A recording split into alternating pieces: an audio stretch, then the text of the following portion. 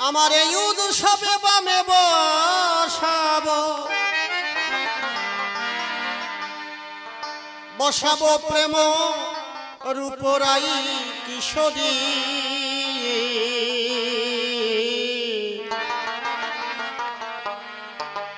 আমার হৃৎকদম্ব তরু মূলে দাঁড়াও শ্রীহরি হৃৎকদম্ব তরু মূলে দাঁড়াও শ্রীহরি হৃৎকদম্ব তরু মূলে দাঁড়াও শ্রীহরি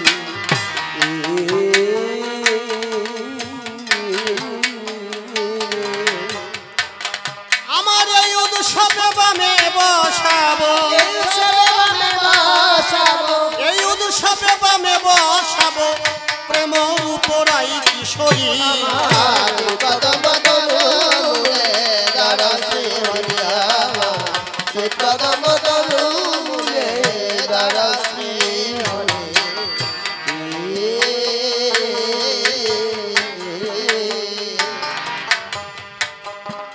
ভক্তি জ্যোতি সাজিয়ে বৃন্দে অনুরাগ তুলসী শ্রদ্ধা চন্দন দিব ওই পদে পদে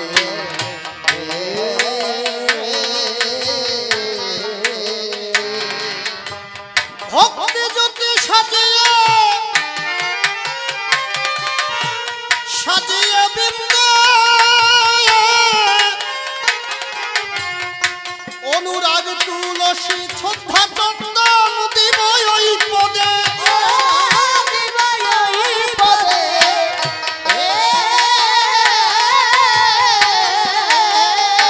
আমার মনের সাথে দেখব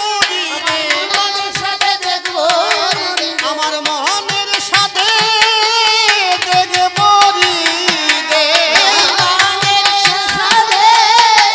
দেখব আমার মনের সাথে দেখব যুগল রূপের মাধুরী হৃৎকদম্ব তরু মূলে দাঁড়াও শ্রীহরি হৃৎকদম্ব তরু মূলে দাঁড়াও শ্রীহরি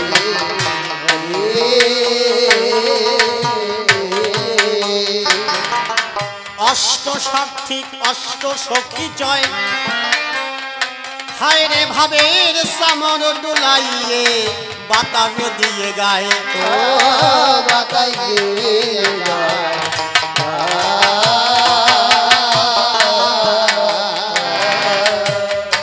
অষ্ট সার্থিক অষ্ট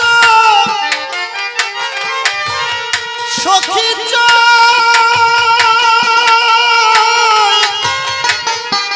ভাবের সামর ডুলাইয়ে বাতাস দিয়ে গায়ে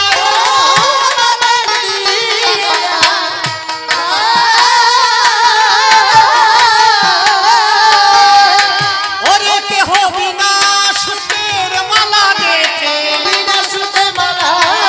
কেহ বিনাশুতের মালা গেথে তোমায় সাজাবে যতন করি হৃৎকদম্ব তরু মূলে দাঁড়াও শ্রীহরি হৃৎকদম্ব তরু মূলে দাঁড়াও শ্রীহরি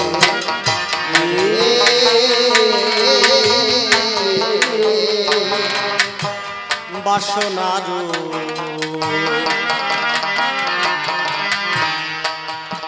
সাজিয়ে বড়াই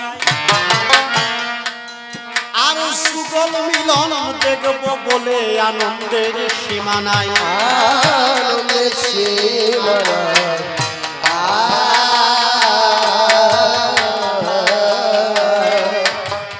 বাসনার সাজিয়ে সাজিয়ে বড়াই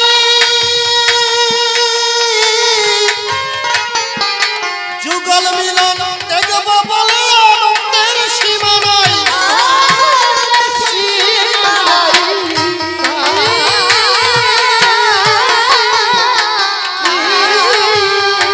আমার কুমতি কুঠিলার দর্প আমার কুমতি কুঠিলার দর্প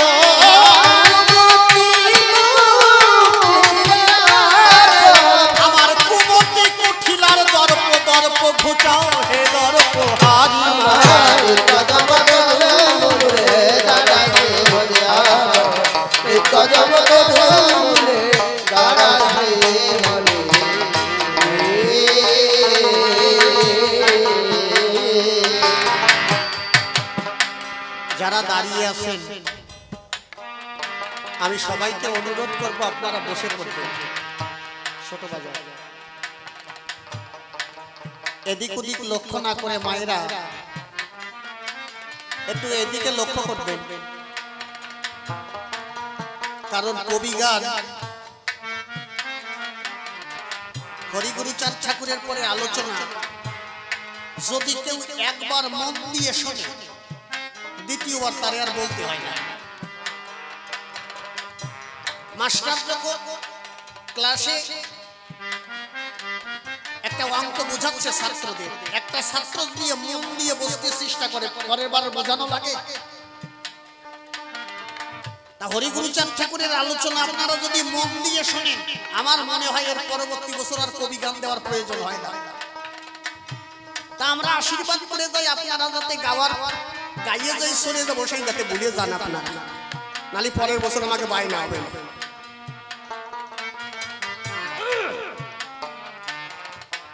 যদি আপনারা মন দিয়ে শোনেন পরবর্তী বছর আমাদের আর আনতে হবে না। এর কারণ কি জানেন? আমার বাবা, আমি গণপতি সরকার হয়ে বলছি, কতবার বোঝানোর পরেও আমার বাবা উল্টো বুঝে বসে আছে। মানে আমার বড়দির যেখানে বিয়ে হয়েছে আমার বড়দির বড় ছেলে ওকে বিয়ে দেওয়া হয়েছে। এখন আমাদের যে মা বৌমা তা ওই 7 দেবে, 7 চেনো তো? 7 চেনো না? এ জায়গা দেয় না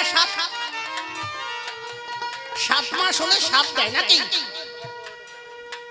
কিন্তু 7 যে কেন দেয় এইটা আমরা জানি না। আমরা 7 যে কেন দিই এইটা আমরা জানি না, পূর্বপুরুষ দিয়ে আসছে তাই আমরা দিই। আর যে খাইতে যায় সেও জানে না আমি 7 খাচ্ছি কেন। তা আমি আমার বাবারে বললাম, বাবা তোমার যে নাতি বউ 7 দিতে হবে, তা আমি জীবনে তো ওর ভিতরে যাই নাই, 7 কি দিলি খুশি হয় তোমার নাতি বউ, এ তো আমি জানি না, তাহলে আমারে বলো 7 কি দেব? আমার বাবা বলছে এখন টাকা পয়সা নাই, এখন 7 দিয়ে কাজ নেই, এখন 3 দিকে যা।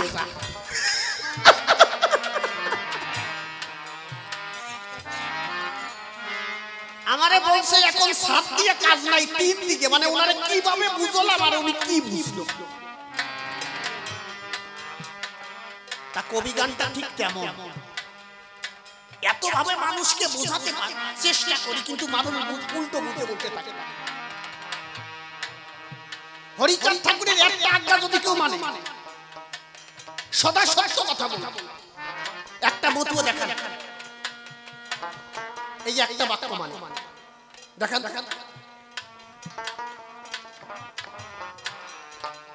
বিজয় বাবু লিখেছে, কি লিখেছে?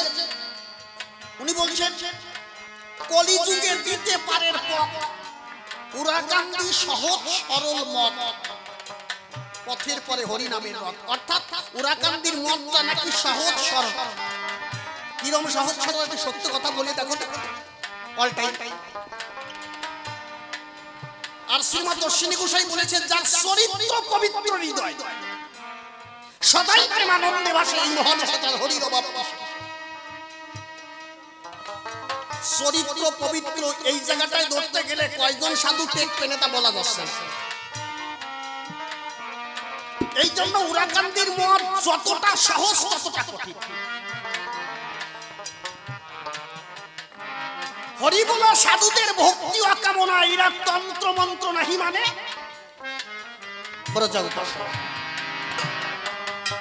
এরা কোন তন্ত্রে মন্ত্রের দ্বারে যায় না। ওং ক্রিং কি জানো পায় না, ওং ক্রিং ব্রিং দিয়ে দিয়ে সোয়া টোয়া দেয়, এগুলো মতুয়ার বাজারে নাই। আজকের প্রশ্নপত্র কমিটি যেভাবে বলেছে সেইভাবে রাখার চেষ্টা করব, কিন্তু আপনারা যদি একটু লক্ষ্য করে শোনেন তে স্বাদের জায়গায় স্বাদ হয়ে যাবে না। কিন্তু আগে গানটাকে ভালো করে শুনবেন, তারপরে বিচার বিবেচনা বাড়ি গিয়ে করবেন। আর আপনারা যদি বিচার্য যদি আগের থেকে শুরু করেন, বাদাম খাচ্ছ নাকি মা? এই গরমে বাদাম খালি তো পা হবে না, কও দেখি। খাও, আগে বাদাম টাদাম খেয়ে নাও, পরে শুনিয়ে নে, আগে শেষ করো খাওয়া দাওয়া। 36 বার মহারাষ্ট্রে গেলাম, হরিদাস ঘোষার আশ্রমে, বুঝলে বাবা? হরিদাস ঘোষার আশ্রমে গেলাম। ঘোষার যারা শিষ্য, আমি বললাম বাবা তা বাথরুমে যাবো কোন জায়গায়? কছে মহিলাদের যে সাপ, ও বাথরুমে তুমি জাতি পারবা না, এই বদনা নাও, ফরেস্টে চলে যাবে। সর্বনাশ, তো ফরেস্টে যাবো কি জন্য? এটা সরকার মানুষ বোঝো না, ফরেস্টে যাওয়া যায় নাকি? এখন সেই দিন আছে নাকি? কছে যাও, হাওয়া লাগবে না। কছে ওই জায়গায় গেলে হাওয়া লাগবে না। একজন কছে না না সরকার মশাই যাইয়ে না। কেন? কছে তোমার কাছ থেকে গান শুনবো, তোমার ওই জায়গায় যে বিপদে ফেলবো না। কছে কেন? কছে এই মহারাষ্ট্রে 1 মাসের ভিতরে 7 জনের বাগেটা নিয়ে নিয়েছে। কও পায়খানা আসবে আর এখন কি করব? ঠিক আছে। আরেকজন কছে সরকার মশাই আরো সমস্যা আছে। কি? কছে আমি বদনা নিয়ে গেছিলাম। তা বদনা হচ্ছে চিত্র বদনা, তা তো আমি দেখি নাই, মানে ফুটো। তা যেই বইছি এখন এই জল ভরা শুরু করিস। এখন ভাবতেছি যে কাজ শেষ করতে করতে জল সব শেষ, তাহলে করবানি কি দিয়া? এখন ও লোক বুদ্ধি করেছে আগে জল খরচ করে নেব, পরে পায়খানা করব।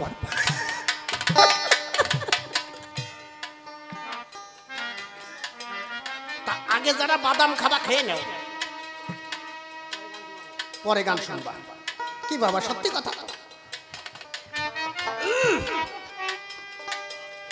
ঘরে বাইরে আমরা মন্দির দিয়ে ভরিয়ে ফেলাইছি, কিন্তু মতুয়া ধর্মের ভিতরে মন্দির কোথায় করতে বলেছে?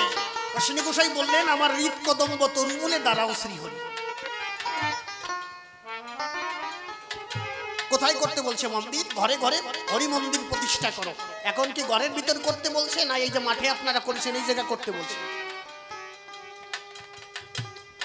মন্দির বাবা যেখানেই করো না কেন, কোন ভক্তের যদি একবার হৃদয়খানা মন্দির হয়ে যায়, তার বাহ্যিক জগতের আর মন্দিরের প্রয়োজন হয় না।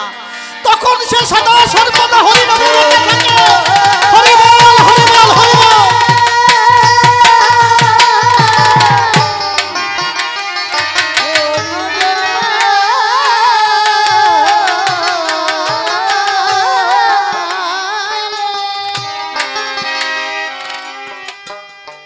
আমরা সন্ধ্যার সময় উলুধ্বনি দিই, সন্ধ্যা না হলে তো আর দিন নাকি? সন্ধ্যা যখন হবে পাজাল প্রদীপ ধরিয়ে ঠাকুরের সামনে গিয়ে হাত জোর করে, কেউ কাশি বাজিয়ে, কেউ হাত জোর করে উলুধ্বনি দেয়। মানে একটা টাইম বাধা থাকে যে সন্ধ্যার সময় দিতে হবে।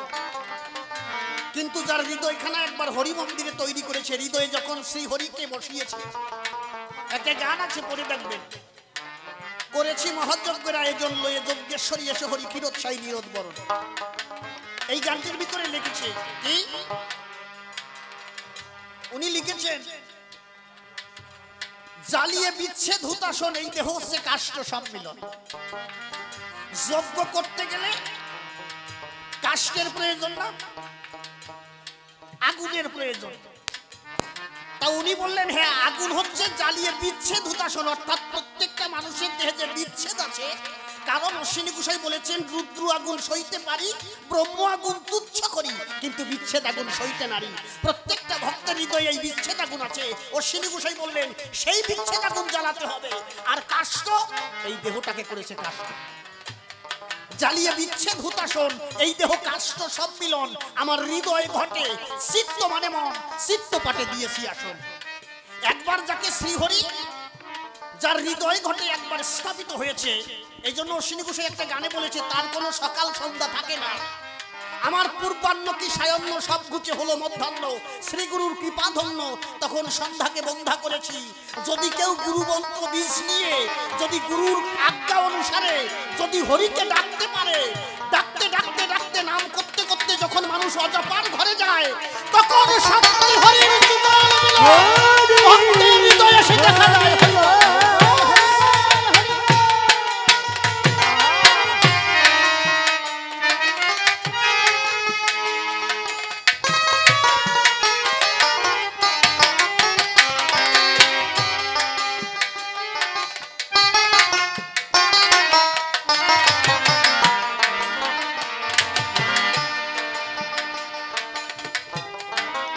এই জায়গায় কয়েকজন গান শুনতে আসছেন বাসনা নিয়ে, যে আজ কবিয়াল শিশির সরকারের কবি গান শুনব বাসনা, তাই না?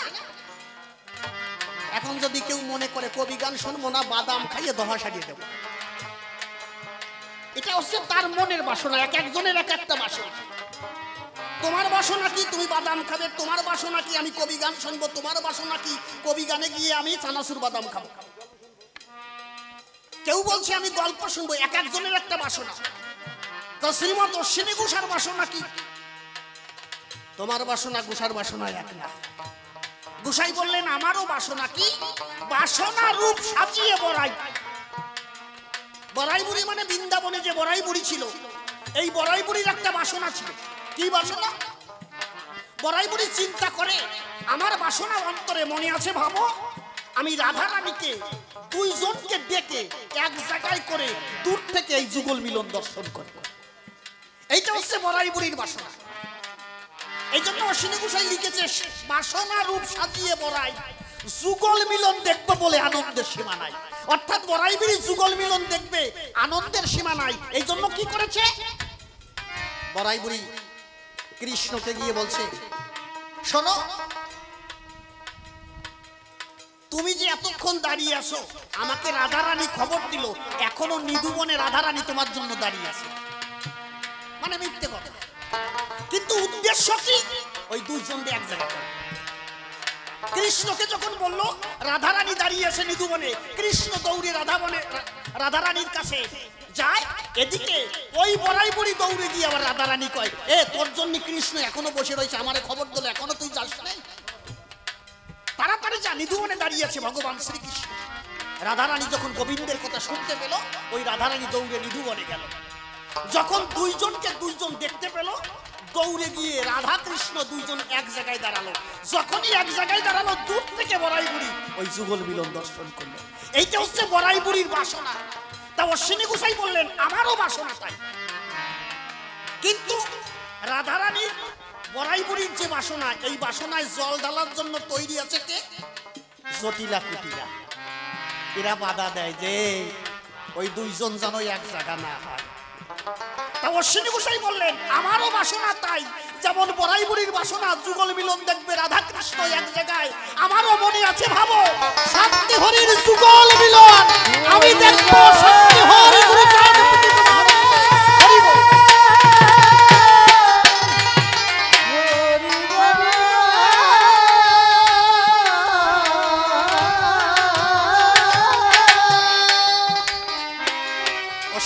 তাই বললেন, যেমন বাসনা রূপ সাজিয়ে বড়াই, যুগল মিলন দেখবে বলে আনন্দের সীমা নাই। কিন্তু অশ্বিনী গোসাই বললেন ওর তো জটিলা কুটিলায় বাধা দেয়, আর আমার কুমতি কুটিলার দর্প, অর্থাৎ আমার দেহের ভিতরে যে কুমন আছে এ কখনো হরির কাছে যেতে দেয় না। এই কুমন হচ্ছে জটিলা, কুমতি কুটিলার দর্প তুমি ঘুচাও হে দর্প হরি, হৃদ কদম্ব তরুমূলে দাঁড়াও শ্রী হরি। এই জন্য শ্রীমৎ অশ্বিনী গোসাই গাইলেন বাসনা রূপ সাজিয়ে বড়াই, হায় রে যুগল মিলন দেখব বলে আনন্দের সীমা নাই, আনন্দের সীমা নাই।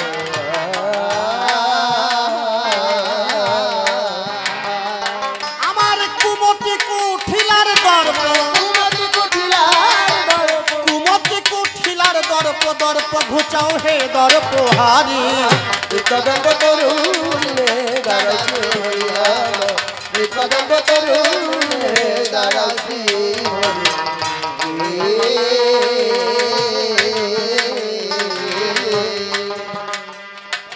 হরি নামের বাসি করে তেলয়ে, আমার দেহ গোকুল করো আকুল বাসি বাজায়ে, বাসি বাজায়ে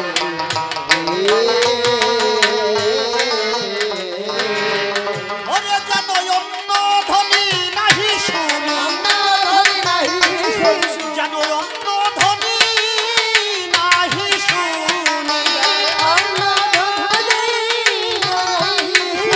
যেন অন্য ধ্বনি নাহি শুনি তোমার নাম বংশী শ্রবণ করি।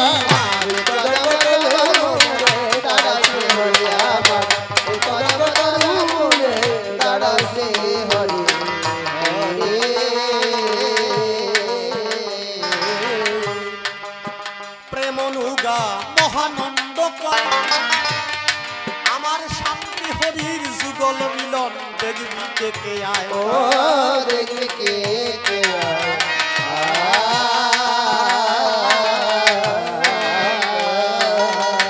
প্রেমনুগা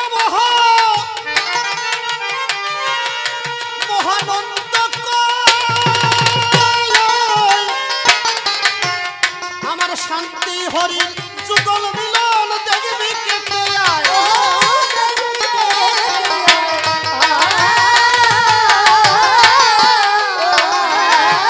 গোসাই তারক সাত কয় এমন সময়, আর তারক সাত কয় এমন সময়,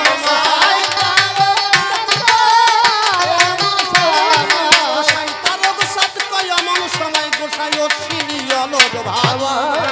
কদম তরুণ দারাসে হইয়া, কদম তরুণ দারাসে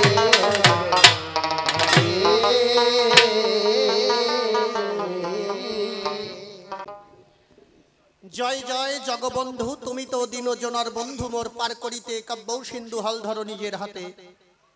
আমি তোমার অজ্ঞ ছেলে অভাজন বলে মরে দিও না ফেলে, রেখো তোমার চরণ তলে তোমারই করুণাতে। প্রভু তোমার কৃপা হলে দেখি পাথর ভাসে সাগর জলে, বোবালো কেউ কথা বলে দেখি পঙ্গু লঙ্ঘায় গিরি। প্রভু তোমার শক্তি বলে এই জীব শক্তি পাই এই ভূমণ্ডলে, সর্বত্রই তোমার খেলা চলে দেখি বিশ্ব জগৎ ভরি। তাই কোথায় মোর বিশ্বপতি নাশ করো মোর দুর্মতি, ফুটাইয়ে কাব্যগীতি যুগাও মুখের বলি। প্রভু তুমি আর থেকো না দূরে, এসো আমার হৃদয় পুরে ভাষাও তোমার গানের সুরে, তাইতে পুনঃ পুনঃ ওই চরণ তলে দিলাম অঞ্জলি। নমামি মা কুণ্ডলিনী স্বর্গা হতে বহুদামী সর্ব অগ্রে গণনায় প্রধানা, প্রথম নেমে ধরার কক্ষে আমার ঠাই পেলেম তোমাদের বক্ষে, জীবন অন্তে হবে কিন্তু আমার শেষ বিছানা। তারপরে মাতা পিতা যুগলে বসাই হৃদ কোমলে, ভক্তি অর্ঘ্য পদে করি দান। কবি শিশির সরকারের সুশিক্ষার ফলে গাহি কাব্যগীতি এই মহিতলে, সে আমার গুরু জ্ঞানে নমামি মোহন।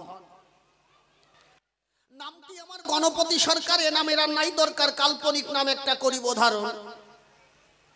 কবি গান করতে গেলে আমি বলি সভাস্থলে একটা নামের পরে করতে হয় অবতরণ। তাই আমি গণপতি সরকার নামটি সারি, আমি হরিবংশ সরকার নামটি ধরি। দাঁড়াইলাম আসরের বরাবরই, আপনারা শুনলেন সর্বজন। আমার বিপক্ষে থাকবেন যিনি আমারই ভাই মনোহর সরকার হবেন তিনি। এই দুই ভাই তো হবে আমাদের এক পালা কবি গান। আমি চরণ ধরে করিব না, কেউ কথাবার্তা বলবেন না, কারণ প্রশ্নপত্র না শুনলে পরে জবাব শুনে আনন্দ পাবেন না আসরে। এই জন্য প্রশ্নপত্রের শোনার আছে বিশেষ প্রয়োজন। আমি এক এক করে প্রশ্নগুলি আপনাদের কাছে দিব তুলি, আপনারা যারা শ্রোতা মণ্ডলী বসে বসে করিবেন আকর্ষণ। কি বলবো আপনাদিকে ধারে ভূমিকায় যাবার আগে আমি বলি আপনাদের পুরো ভাগে মিথ্যা কথা নয়। যদি টুকটাক করে দুই একটা কথা বলা হয় তার পক্ষে কবিগান বোঝা কখনো সম্ভব নয়। একদম শান্ত প্রকৃতিকে না থাকলে কখনো কবিগান বোঝা সম্ভব নয়। কবিগান গাইতে গেলে যে জ্ঞানের প্রয়োজন মেলে এর বিন্দু মাত্র কিন্তু আমার ভিতরে নাই। কি বলবো আপনাদিকে ধারে বসে শোনেন নারী নরে।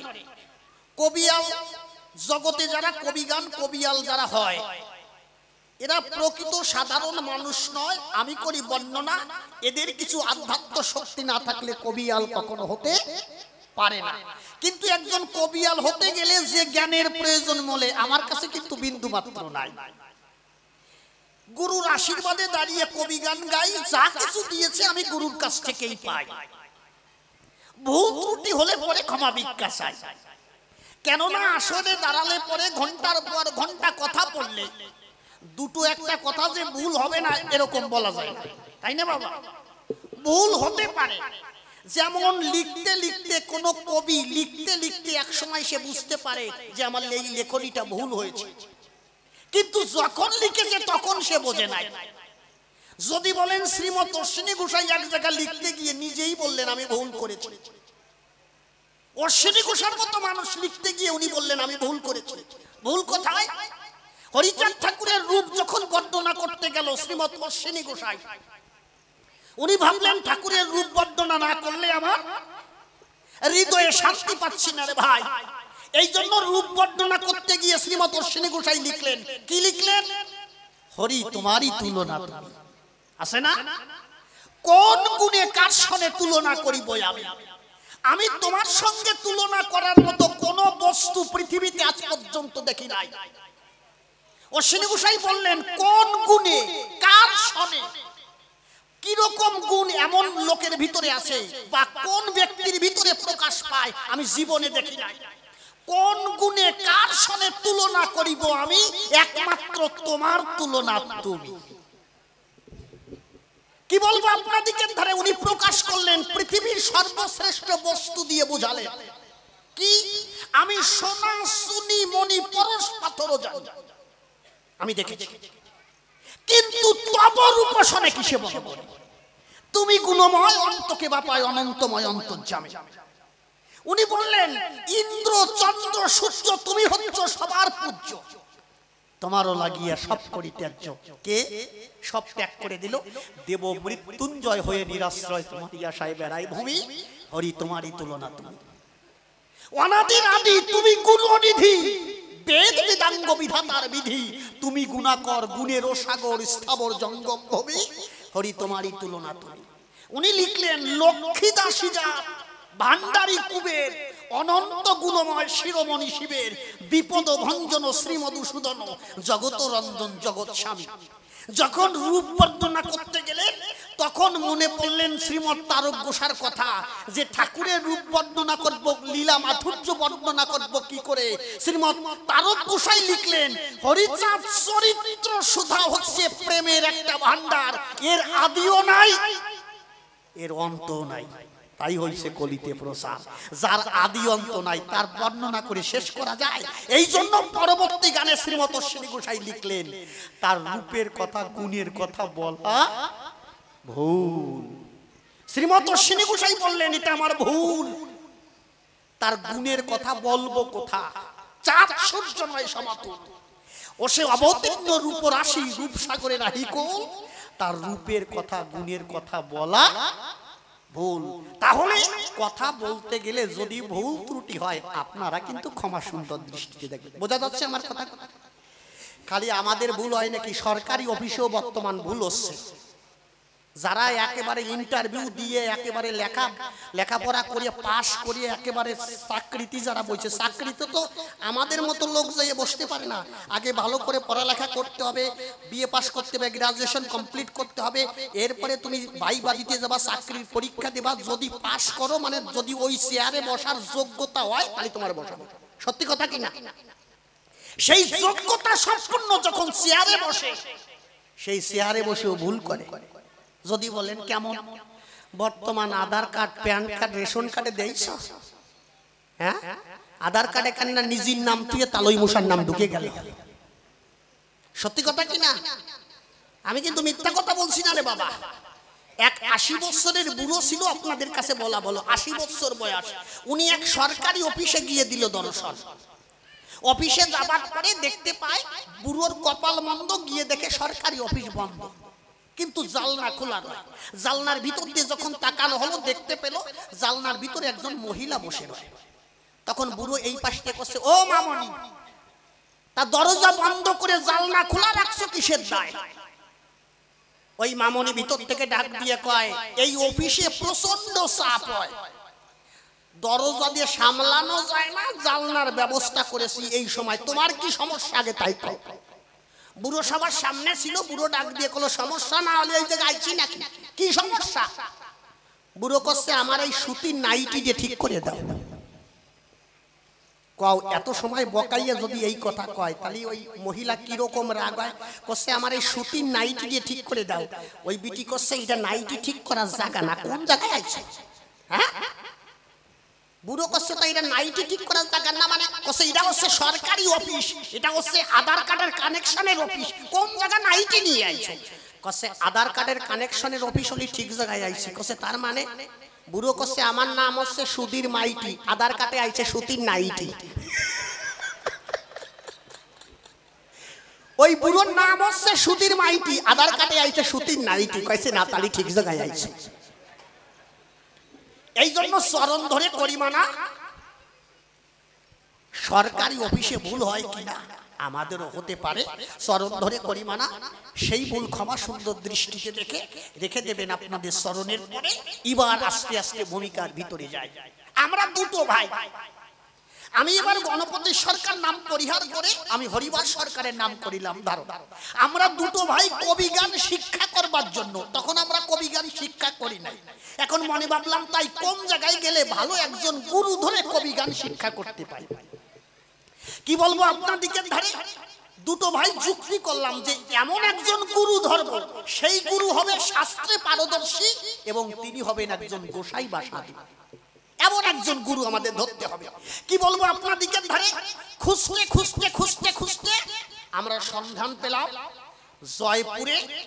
কি বলবো আপনাদিকে ধারে একজন গুরু আছে, তিনি কবিগান শিক্ষা দেয়। তিনি হচ্ছেন শ্রীমৎ তারক গোসাই। তার কোনো গুণের শেষ নাই। তাকে বলা হয় তারক ভাগবত, তাকে বলা হয় কবি চূড়ামণি, কবি গানের শ্রেষ্ঠ। কি বলবো আপনার দিকের ধারে তাকে বলা হয় তারক গোসাই। কি বলবো আপনার দিকের ধারে একজন গোসাই, একজন কবি শ্রেষ্ঠ, এমন গুরু যদি পাই অন্য জায়গায় দেওয়ার দরকার আছে না? না। আমরা দুটো ভাই গিয়ে প্রণাম করলাম তারক গোসার পায়। তারক গোসার পায় প্রণাম করার পরে আমি বলি আপনার দিকের ধারে। তখন তারক গোসাই ডাক দিয়ে কয়, বাবা কি জন্য এসেছো তোমরা দুটো ভাই? কি বলবো আপনার দিকের ধারে। তখন আমরা বলছি তারক গোসার গোচরে আমরা একটু কবি গান শিক্ষা করতে চাই। তারক গোসার আশীর্বাদ নেবার পরে আমি বলি আপনার দিকের গোচরে আমরা শুধু কবি গুরু না, আমাদের দেহ মন সবকিছু সমর্পণ করেছি তারক গোসার পায়। তারক গোসাইকে করলাম বর্ণনা, কথা নিও শুধু কবি গান শিক্ষা নাহি দিও, চলার পথে কোন পথে চললে পরে জীবন ধন্য হতে পারে, কোন পথে চললে পরে একজন সাধু হতে পারি, এমন নির্দেশনা তুমি আমাদের দিও। আজ থেকে তুমি আমার দীক্ষা গুরু এবং কবি গুরু দুটোই আমরা তোমার পায়ে করলাম সমর্পণ। কি বলবো আপনার দিকের ধারে যা হোক তারক গোসার কাছ থেকে দীক্ষা মন্ত্র গ্রহণ করে বাড়িতে যাই। বাড়িতে যাবার পরে এইভাবে কবি গান গেয়ে বেড়াই।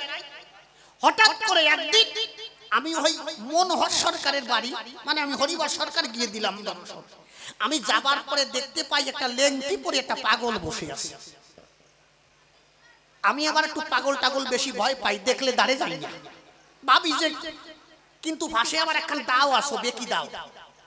কি বলবো আপনার দিকের ধারে কোন মানুষ যদি যায় ওই পাগলের ধারে ওই দাও ধরে কোপ দেয়।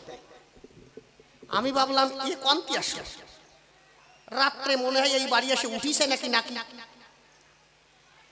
কি বলবো আপনার দিকের ধারে তখন দেখতে পাই মানুষ ভক্তি ভরে প্রণাম করে ওই পাগলের চরণ পড়ে। আমি মনে ভাবলাম তাই, এ তো মনে হয় সামান্য পাগল নয়, সে যাই হোক পাগল হোক যা হোক মনে আছে ভাবো আমি একটু মনোহর সরকারের সাথে দেখা করে চলে যাব। আমি মনোহর সরকারের কাছে যাবার পরে আমি জিজ্ঞেস করেছি মনোহরের গোসরে, আচ্ছা ভাই বলো দেখি আমার ধারে এই তোমার বাড়ি এই পাগল আসলো কোন জায়গা থেকে দৌড়ই উঠে? মনোহর সরকার ডাক দিয়ে কয়, একে পাগল বলো না। কেন? এ হচ্ছে কেষ্ট খেপা গণেশ পাগল, আমি নাকে বাড়ি এনেছি। কি বলবো আপনার দিকের ধারে বসে শোনেন নারী নরে।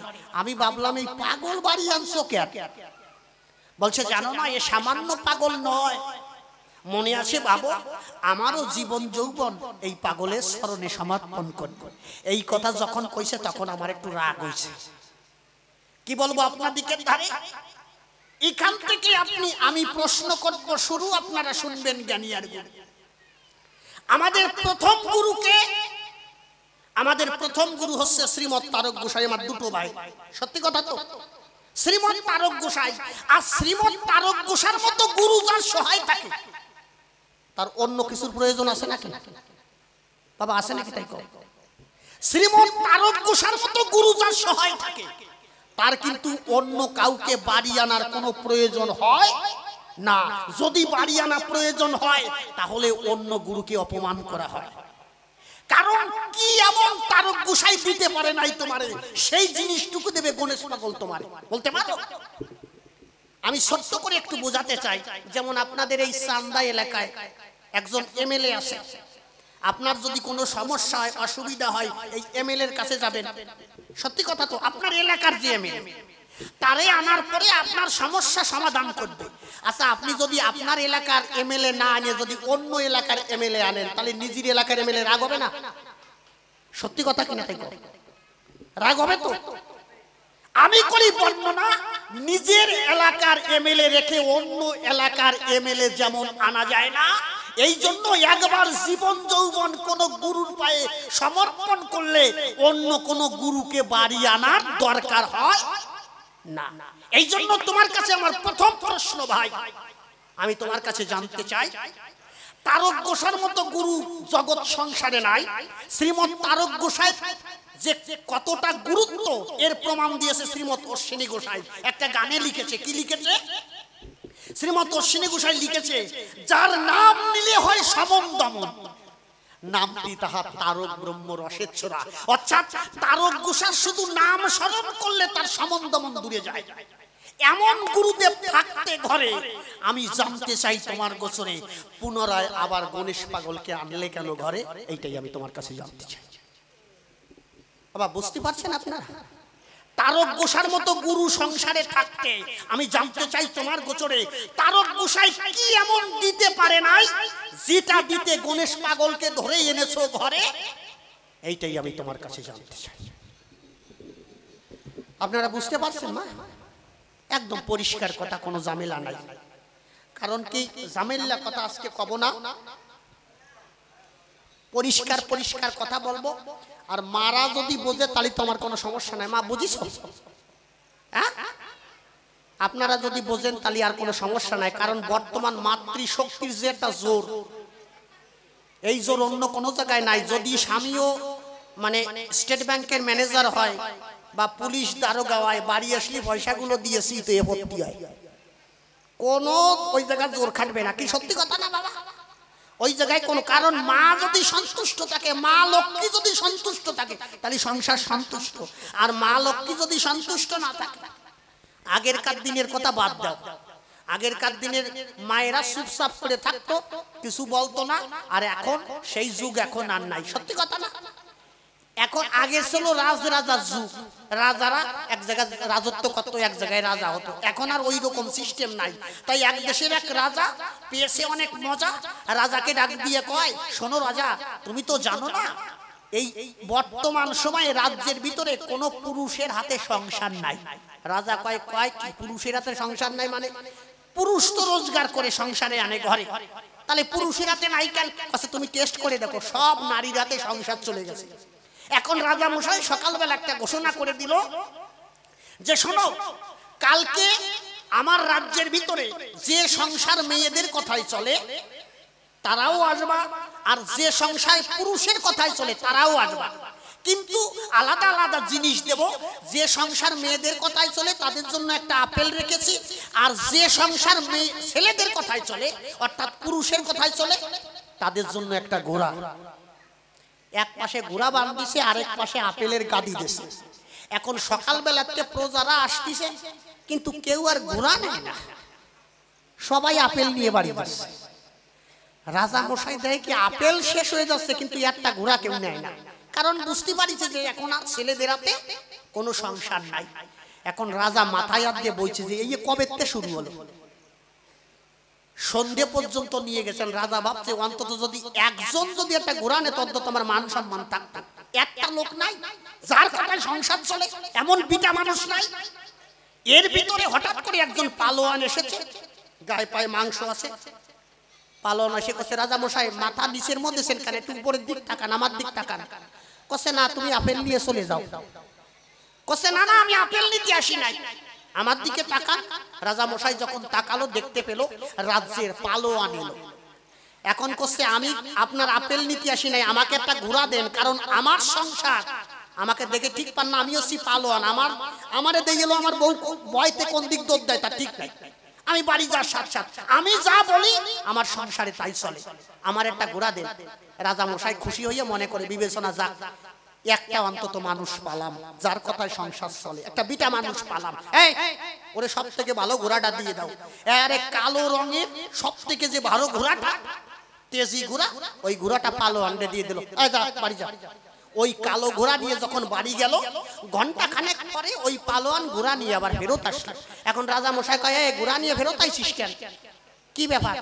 ওই পালোয়ান করছে আমার বউ কালো রং পছন্দ করে না, ঘোড়াটা একটু পাল্টাই দাও। রাজা কয় তোর বউর কথায় তোর কথায় বলে তোর সংসার চলে, আর বউর জন্য মানে ঘোড়ার রং পাল্টাতে আইছিস? এ শালা ঘোড়া তো যা, তুই আপেল নিয়ে যা, তোর আর ঘোড়া নিতে হবে না। কি করবে? ওই পালোয়ান মাথা নিচু করে একটা আপেল নিয়ে চলে গেল। এখন রাজা মশাই ভাবতেছে একটা লোক পাইছিলাম তাও গেল। এখন রাজা মশাই ঘরে যাইয়া চুপ করে বসে আছে। এর ভিতরে মন্ত্রী রাত 8টা নাগাদ এসেছে। মন্ত্রী এসে ডাক দিয়ে কয় রাজা মশাই আপনি যা ভুল করেছেন এই ভুলের আর মাসুল দেওয়ার কায়দা নাই। কি ভুল করেছি?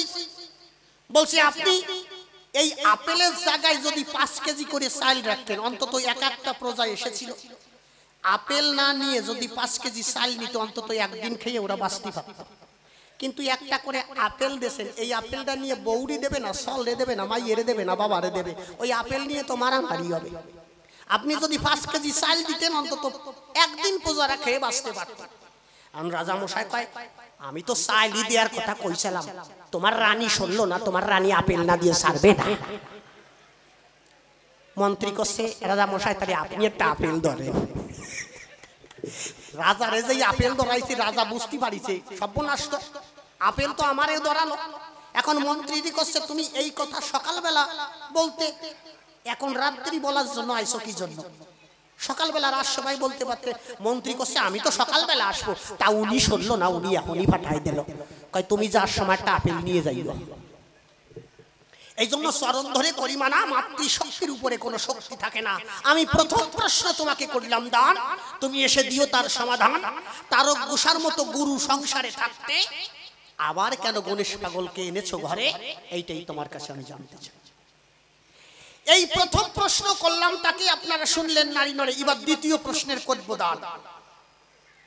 কি বলবো আপনাদিকে ধরে সবাই মিলে গুরুচাঁদ ঠাকুরের উরাকান্দির বাজারে পাগলরা যেত, আমিও মাঝে মাঝে গুরুদেবের সঙ্গে যাই। কি বলবো আপনার দিকের দ্বারে একদিন গুরুচাঁদ ঠাকুর ডাক দিয়ে ভক্তদের ডাক দিয়ে কয়, কি কয়? ভক্তদের ডাক দিয়ে করে বর্ণনা, শোনো তোমাদের তো নাই জানা, আমার অনেক দিন থেকে রয়েছে একটা বাসনা, কি আমি একটু ভক্ত পূজা করব। যখন ডাক দিয়ে কয় আমি ভক্ত পূজা করব, বলছে ভক্ত পূজা মানে ভক্তের চরণে ফুল বেল পাতা দিয়ে আমি চোখের জল দিয়ে চরণ ধোয়াবো। গুরুচাঁদ ঠাকুর যখন এই কথা কয় তখন ওই ভক্ত যারা ছিল, গোপাল সাধু, এরপরে মহানন্দ পাগল, এরপরে গোলক, এরপরে তারক গোসাই যারা ছিল ভয়তে দৌড়ে উঠে গেল। তারক গোসাই করে বর্ণনা ওখানে আর থাকা যায় না, কারণ যে ভগবান সে যদি আমাদের চরণে পূজা দিতে চায় সেই পূজা কি নেওয়া যায়? এই কথা বলার সঙ্গে সঙ্গে সবাই যখন দৌড়ে উঠে যায়, কিন্তু ওখানে একমাত্র বসা রয় শ্রীমৎ অশ্বিনী গোসাই। এই জন্য দেখবেন শ্রীমৎ তারক গোসাই লিখেছে, শ্রীমৎ অশ্বিনী গোসাই যে কর্মটা করেছে এর উপরে ডিপেন্ড করে একটা গানের ভিতরে একটা কথা লিখেছে। কে? তারক গোসাই। যখন গুরুচাঁদ ঠাকুর প্রণাম করেছে অশ্বিনী গোসার পায় দূর থেকে, তখন দেখতে পেল তারক গোসাই মনে মনে ভাবতে লাগলো ভগবান কি গুরু চান না শ্রীমৎ অশ্বিনী গোসাই? কে ভগবান? এই জন্য লিখেছে দেখবেন, সখীরে গোপীর ভজন বিষম যজন হবে না তা, কারা করলো সাধন চাই না সেদন থাকবে সব পুরাণ কথা।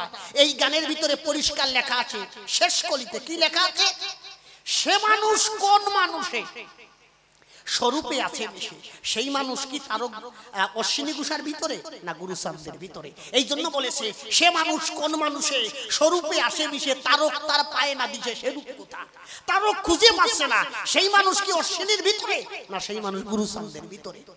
এই জন্য বলেছে সে মানুষ কোন মানুষের স্বরূপে আছে মিশে, তারক তার পায় না দিছে স্বরূপ কথা, মহানন্দ বেড়ায় সেই রূপ আশায়, স্বরূপ শক্তির হৃদয় গাথা। আমি তোমার কাছে জানতে চাই, এই অশ্বিনী গোসাইকে প্রণাম করেছে গুরুচাঁদ ঠাকুর, মিথ্যা কথা নয়। একটা ভক্তের কি গুণ থাকলে, কি সত্য বাক্য থাকলে, কি মাধুর্য প্রেম থাকলে ভগবান এসেও প্রণাম করে তার পায়? আমি তোমার কাছে এই কথাটা জানতে চাই। একটা ভক্তের ভিতরে কি কি গুণ থাকলে? আমরা জানি ভগবানের চরণে ভক্ত সব সময় প্রণাম করে, ভগবানের চরণে। কিন্তু ভগবান যদি কোন ভক্তকে প্রণাম করে, তাহলে তার গুণ থাকা দরকার না? তাহলে শ্রীমৎ অশ্বিনী গোসাই তার ভিতরে কি এমন গুণ মাহাত্ম্য ছিল, কি এমন প্রেম ছিল, শ্রীমৎ মানে গুরুচাঁদ ঠাকুর নিজে প্রণাম করলো অশ্বিনী গোসার পায়। তাহলে অশ্বিনী গোসার ভিতরে কি এমন প্রেম নিহিত ছিল আমার কাছে খুলে বলো, এইটাই আমি তোমার কাছে জানতে চাই। বোঝা গেল? এই দুইখানা প্রশ্ন করলাম, তাকে আপনারা শুনলেন নারী নরে। এবার তৃতীয় প্রশ্নের করিদান। হরিচাঁদ ঠাকুরের পুত্র গুরুচাঁদ ঠাকুর, যিনি একমাত্র শিক্ষার আধার, অর্থাৎ এই জাতিকে শিক্ষার অধিকার গুরুচাঁদ ঠাকুর দিয়েছে। এইটা সর্বশাস্ত্রে বা সব জায়গায় শোনা যায়। কিন্তু কি বলবো, আপনার দিকের ধারে বসে শোনেন নারী নরে, আমরা অনেকে জানি না যে গুরুচাঁদ ঠাকুর শিক্ষা দিয়েছে কিনা। কিন্তু গুরুচাঁদ ঠাকুর যদি শিক্ষা দেয়, আমার মনে হয় শিক্ষা না দেওয়া ভালো ছিল। আমার মনে হয়, আমি হরিবার সরকার হয়ে বলছি। কেন?